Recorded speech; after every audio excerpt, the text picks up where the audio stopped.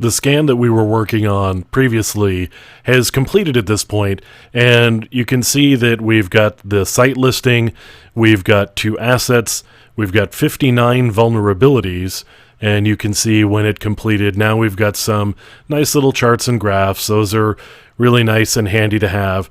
What I really want to do now, though, is I want to go to the Vulnerabilities tab over here and see what we've got for vulnerabilities.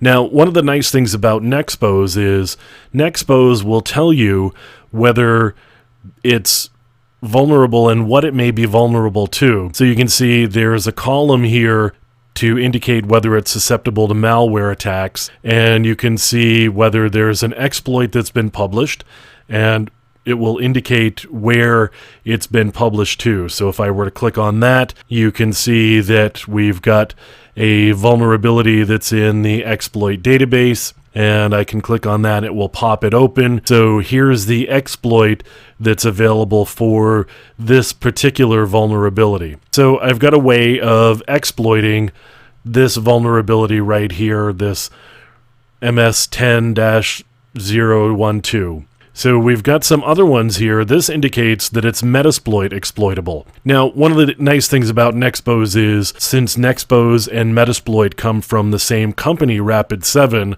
you can actually integrate the two of them so that you could use Nexpose as a way to launch Metasploit and actually trigger this particular exploit.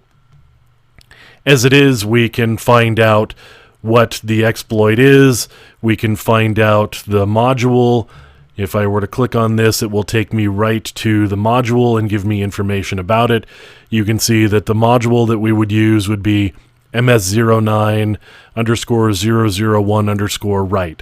So I could use that module and I could exploit that vulnerability. And it even shows me right here how to go about using that particular exploit.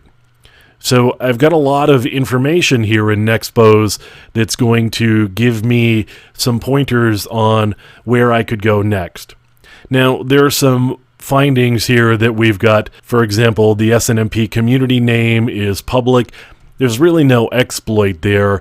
That's just the way that the application SNMP is configured. It's configured in an insecure fashion, and it's got a well-known community name, meaning there's not an exploit. We would just have to run an SNMP client against this particular server and find out what information that we've got available.